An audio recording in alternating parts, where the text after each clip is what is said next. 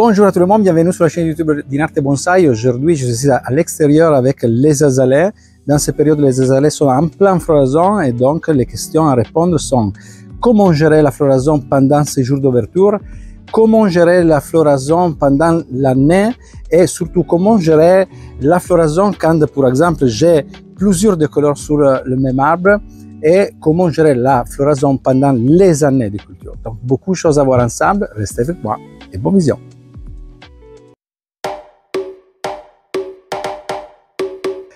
Et oui, le mois de juin, c'est un mois magique sur le côté des azalées japonais parce qu'on est en pleine floraison, donc notre jardin se remplit de couleurs. Mais c'est un mois aussi important sur le côté de la culture parce qu'on doit faire beaucoup d'opérations sur la floraison, mais aussi sur le côté des coupes et sur le côté de rempotage.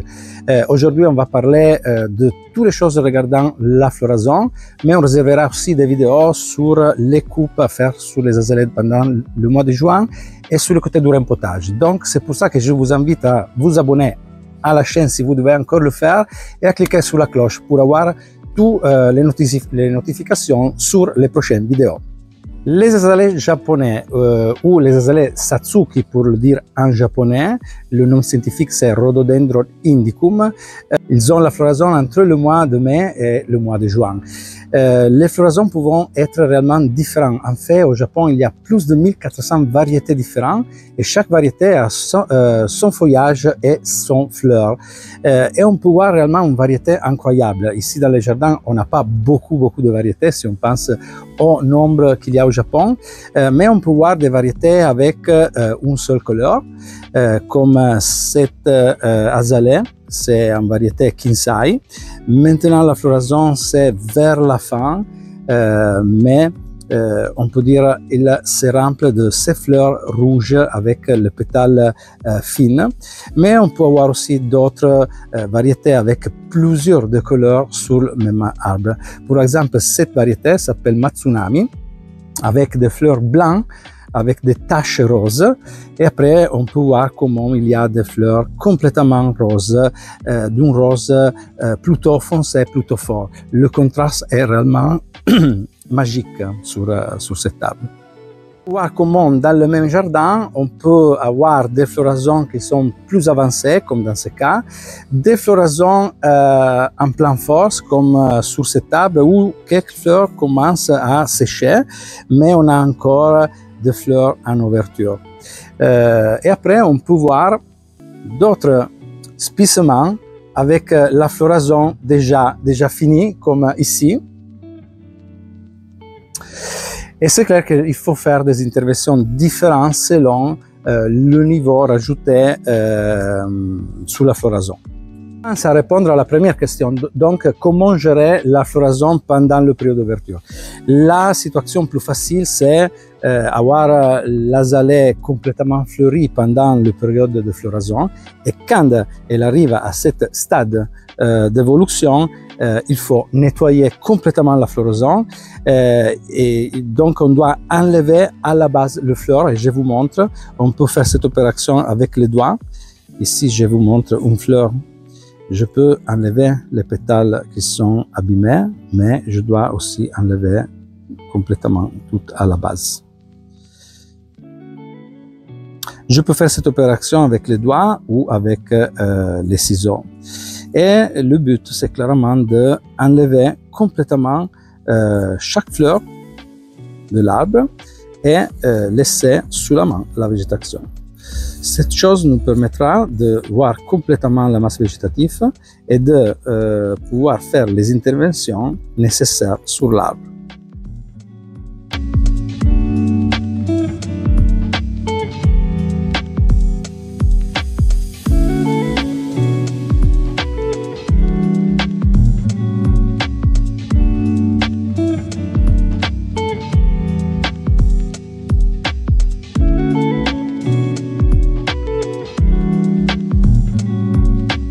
On a autre spicement, celui-ci c'est un azalée variété Shiniko, donc elle avait une floraison avec 3 couleurs sur le même arbre et c'est pour vous montrer le travail fini sur cette table. J'ai enlevé la floraison avec les élèves il y a quelques jours parce que la floraison était déjà trop avancé. Et maintenant, on peut voir l'azalée complète avec sa végétation, avec déjà des nouvelles pousses du printemps. C'est à ce stade qu'on peut faire les interventions nécessaires au niveau de coupe, au niveau de rempotage si nécessaire. Mais on va voir dans une prochaine vidéo comment gérer ce côté de la culture. Aujourd'hui, on se concentre sur les floraisons.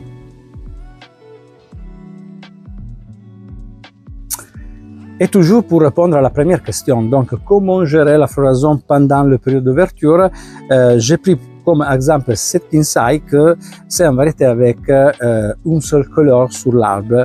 Et donc, oui, il devient plus facile parce que je peux profiter des couleurs du printemps et de la floraison pendant la période et après enlever la floraison comme on montrait. Mais la variété Kinsei, c'est une variété un peu particulière parce que le fleur typique, c'est d'une couleur très rouge. Dans ce cas, le couleur est plus rouge parce que la floraison est vers la fin, avec ses pétales très fines, floraison caractéristique de cette variété. Mais après la première ouverture avec ce type de fleurs, la Kinsei commence à ouvrir aussi d'autres types de fleurs. Et si on a, voilà, ici on peut le voir avec le pétale bien large. Et donc c'est une situation qu'on doit gérer. On doit la gérer parce que cette fleur que j'appelle fleur sauvage de cette variété, si on le gère bien, il aura la tendance à prendre plus d'espace dans les années et à prendre la place de la floraison avec le pétale fin. Et si j'arrive à un point où la floraison avec le gros pétale prend la totalité de l'arbre, sera plus possible d'avoir la floraison typique de la Kinsei. Et c'est pour ça qu'on doit toujours limiter la quantité et la présence de fleurs avec le gros pétale. Et ces choses, on doit nécessairement la faire pendant la floraison. Parce que avant la floraison, il n'est pas possible reconnaître les bourgeons avec le pétale fin et avec le pétale plus gros. Je le dis déjà, quand la Kinsei commence l'ouverture de la floraison, normalement, on peut voir beaucoup de fleurs avec les pétales fins. Mais après quelques jours, on peut noter la présence de quelques fleurs avec le gros pétale. Et il faut l'enlever de suite. L'enlever exactement comme on a déjà montré. On enlever les fleurs à la base et on peut aussi couper la petite branche en arrière du bourgeon. Côté pratique, cette année, je dois dire que la floraison a pris pratiquement la totalité de l'arbre et dans la période de la floraison, donc on parle de 20-25 jours, j'enlevais 15-20 fleurs avec les gros pétales. Donc pas une grosse quantité, mais on doit dire que c'est mieux toujours garder sous la main la floraison avec le pétale fin.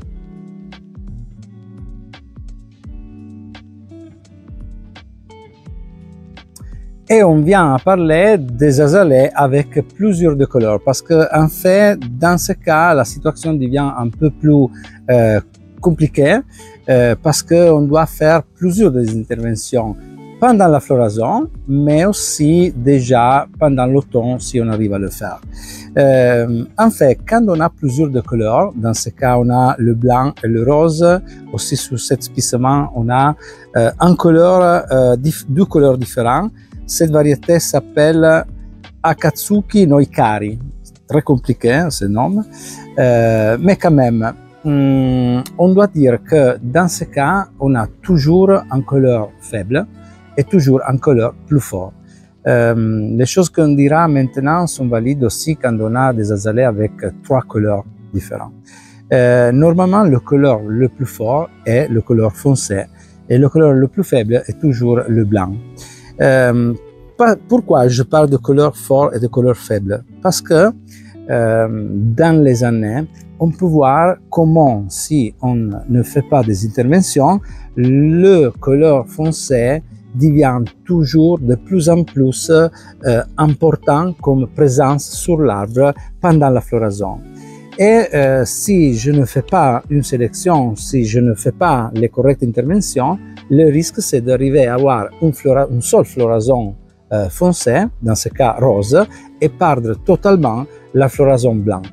Quand j'arrive à ce stade, il sera plus possible de récupérer le couleur blanc.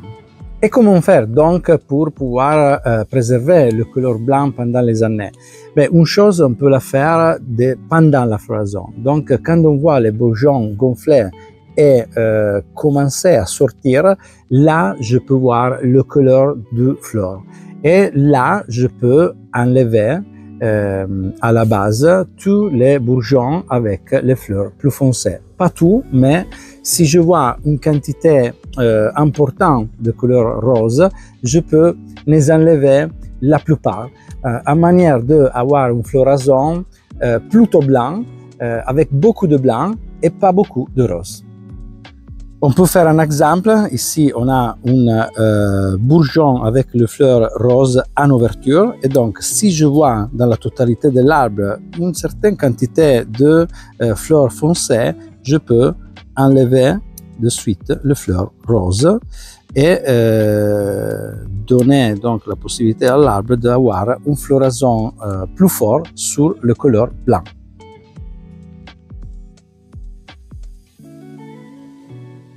Par contre, quand je verrai des fleurs, des bourgeons avec ces fleurs, je le garderai parce que c'est la couleur plus faible, plus claire.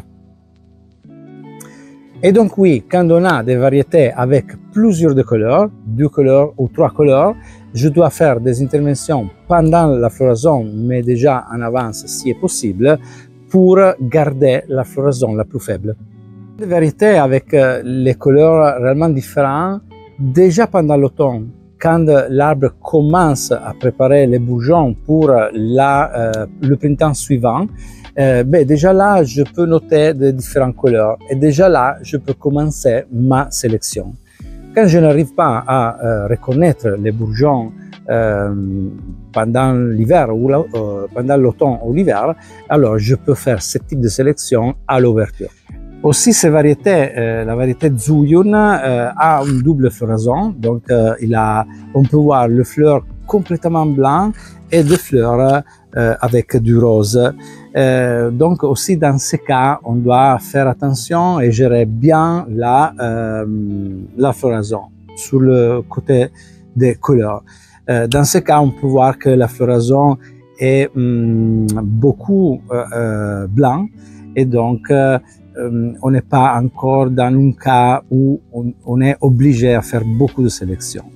Quand même, beaucoup de monde me demande toujours, mais on doit garder la floraison sur les azalées tous les années ou on doit sauter des années? Sur ce côté, on doit dire qu'il n'y a pas une règle fixe. C'est clair que la floraison, c'est le moment meilleur de cette essence pendant l'année. Et c'est clair qu'on voudrait toujours profiter de ces moments dans les jardins. Mais c'est aussi vrai que les floraisons des azalées sont des floraisons réellement importantes. Dans la grande partie des cas, on peut voir la masse végétative complètement remplie par les fleurs. Et donc, c'est une demande d'énergie plutôt importante pour l'arbre.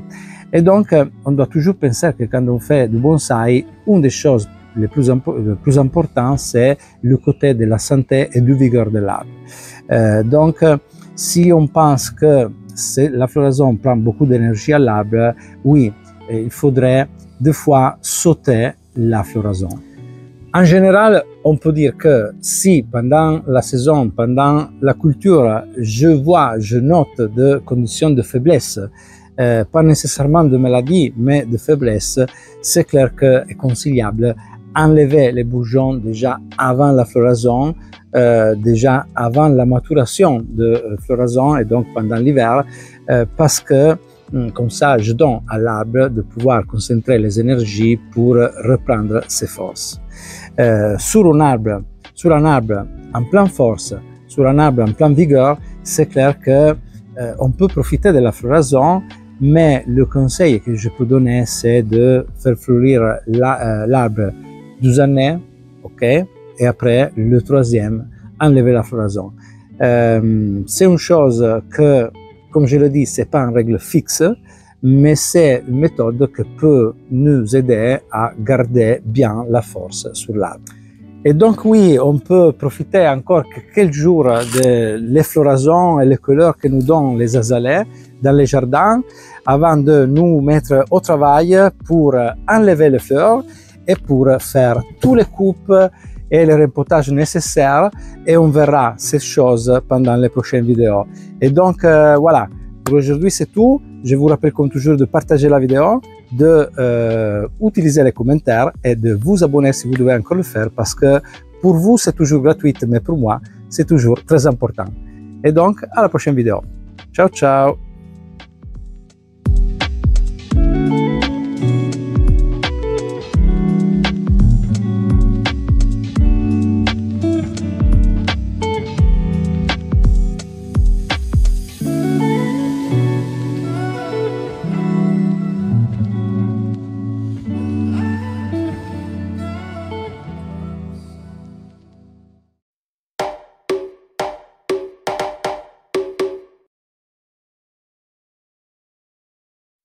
Sì, ma tanto accende. Quando vedo la luce rossa poi aspetto ancora un attimo a partire. E non vedo la luce rossa. Infatti sta registrando. Sta registrando? Ah. Et on vient à parler